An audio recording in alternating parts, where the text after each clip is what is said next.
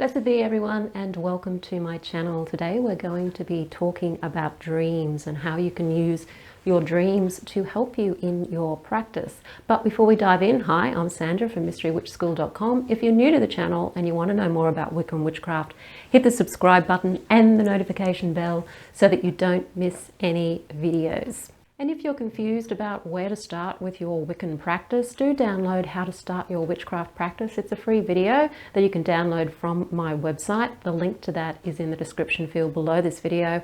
And it just gives you a step-by-step blueprint to let you know how you can pace yourself as you're trying to make your way through all of the practices. Dreams do play a big part in any type of magical practice or mystical practice, because what they do is they give us information about ourselves and what's going on in our lives at this point in time. Now, a lot of dreams can be precognitive, and they can be giving you information about things that may happen in the future or things that may happen in the present moment that's just around the corner. But that probably only accounts for about 1% of dreams. Most dreams are really just about you and what your subconscious is trying to communicate to you to help you move forward in your life. Your dreams will reveal to you your blocks, your beliefs, your projections out into the world that are causing obstacles in your life. And they will also let you know when you've perhaps solved problems in your life as well. Dreams speak in metaphors. So they're using that part of the brain that communicates in pictures and information that isn't literal, or it isn't something to be taken in an absolute concrete literal form. You've got to look for the metaphors. And you can also get other indications in dreams about which periods of your life you maybe started having this struggle, or periods of your life where you've come across a particular struggle before. And these will usually be dreams that put you in a setting from your past. So when you're looking to interpret your dreams, you really do need to look at your own connection to the imagery in your dreams, and more than anything, how your dreams make you feel. So the first thing to do to utilize your dreams in your work is to recall your dreams. If you're not used to recalling your dreams, you need to practice doing that by writing down your dreams every morning as soon as you wake up. Have a dream book beside you or have your phone beside you. Grab it and start talking into it, whatever it is that you remember from your dreams. Dreams tell a story, so you'll find all of your dreams have a story. So if you can relate that story in story form, then you'll have a much better chance at being able to recall it, and also then to be able to understand what the dream may be trying to tell you. So once you've got your story there, you want to look at how you feel about the dream. How did the dream make you feel? What emotion did you wake up with? Or what emotion did you come out of the dream with? And when you go back into the dream, what emotions is that dream bringing up for you? Because the emotions are key in letting you know what's going on with that dream and what that dream is trying to alert you to. So if you felt fearful in the dream, then what is it in your life at this moment that you're feeling fearful about? Generally with a dream, there's some kind of drama involved, like there's an obstacle or something that you need to overcome. So some dreams are going to end where you overcame an obstacle, you were able to solve the problem of the dream. And other dreams are going to be where you're left sort of hanging, where you just couldn't solve the problem. There were all of these obstacles in the way. I've had dreams where, recently I had a dream where I was trying to dial a number on the mobile and I just couldn't get the number right. Even though I knew the number in the dream, I couldn't get the number right. There was all of these mistakes that I was making. Things just weren't working for me. So it was the type of dream where there was an obstacle and I couldn't push through the obstacle. So your dreams will do that sort of thing for you. They will let you know that you're trying to achieve something in your life, but something's stopping you from achieving it. And whatever that is going to be metaphorically shown in your dream. And that's of course going to be connected to the other events that were going on in the dream at the same time. I had a recurring dream for many years where I would be trying to, I've got a ballet background, so in the dream I was trying to get up onto point shoes, with point shoes on, but the shoes were broken, because in the dream I just could not get up over the box and stand on my toes. It was like I tried to get up, but I was either too weak or that the shoes were broken. When I first started working with a counsellor on working with some of my beliefs and blocks and inhibitions and anxieties, I was having that dream at the time. And together we worked on what was going on in my life, what was causing anxieties. And we came to the conclusion that that dream was basically saying that I just didn't have the support. I didn't feel that I had that grounded support, because it was to do with my connection to the ground and getting up over onto balance. I wasn't finding that support for my balance. I wasn't feeling balanced.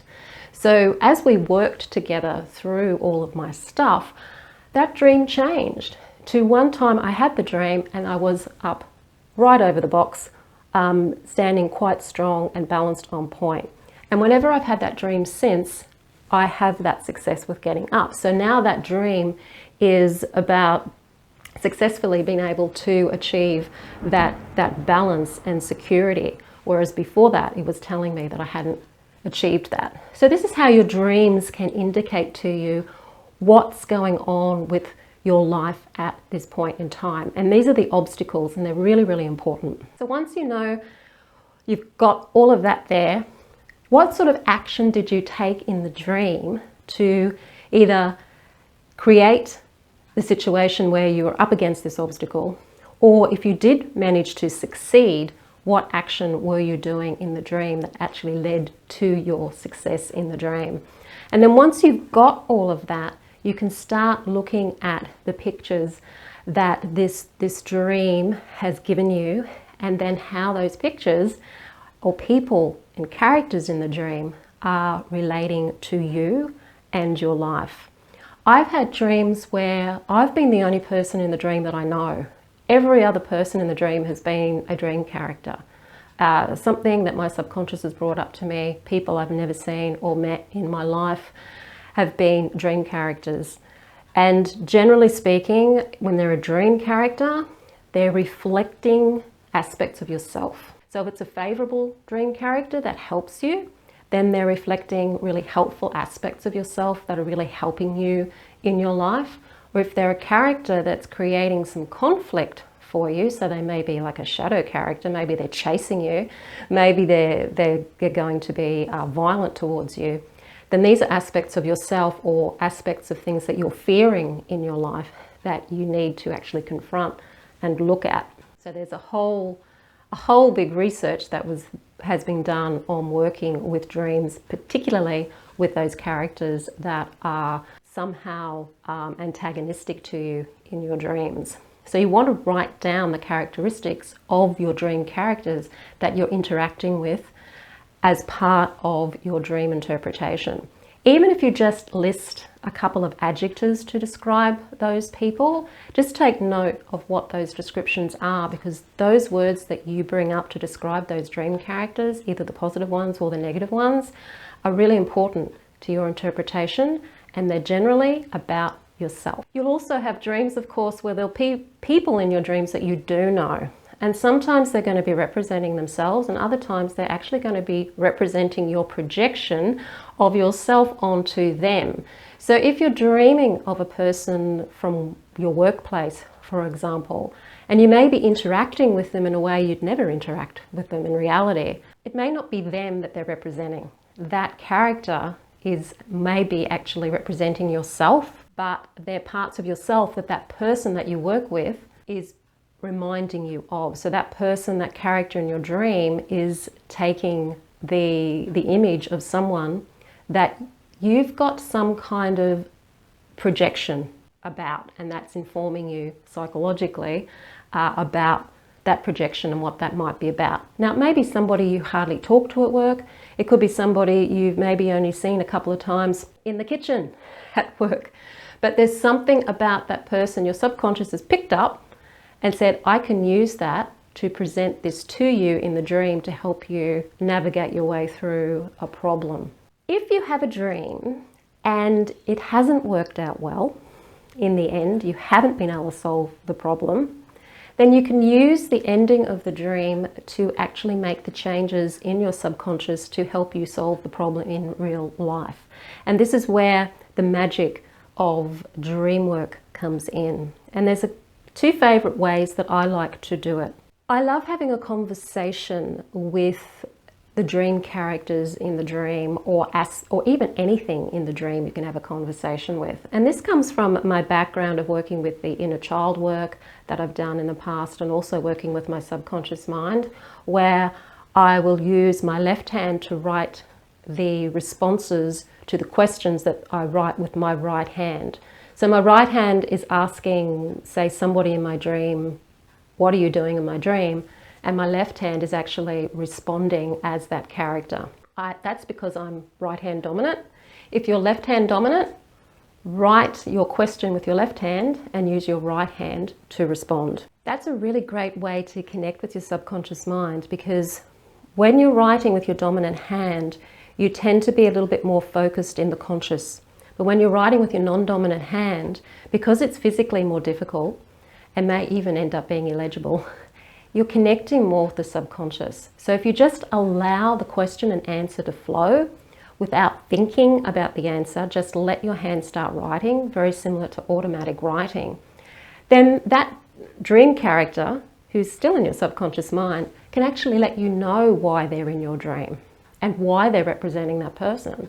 So if you do dream of somebody who you work with, who you hardly have any interaction with, you want to know why they're in your dream. That method can help you understand what they're doing there, which can help you understand the whole point of the dream in the first place. The way to then get your subconscious mind into a frame of thought and belief to actually make the changes is to change the ending of your dream. So if you've had a dream that didn't end well, put yourself into a very relaxed state, a slight trance state. So go into meditation, go back into your dream, and then allow yourself to change the ending of the dream to work out in a favorable way. And just allow your imagination to bring to you the various different ways that this dream could actually work out successfully. And if you do that a number of times, so over a period of a few weeks, say 21 days, you will find that what you're saying to your subconscious mind is, there is a solution to this, and through the imagery that your imagination is bringing you in your meditation, it will actually transform into you taking action in your life, and also being able to attract the things into your life that can actually help you change the outcome. So that's just a really quick rundown of how you can use your dreams to help you on your magical path, on your spiritual path, your psychological path, because all of this information is helping you understand yourself and helping you being able to navigate your way through a very complex and difficult world. If you like the video, hit the like button, share it with your friends. Don't forget to subscribe. I'm Sandra from MysteryWitchSchool.com. Blessed be.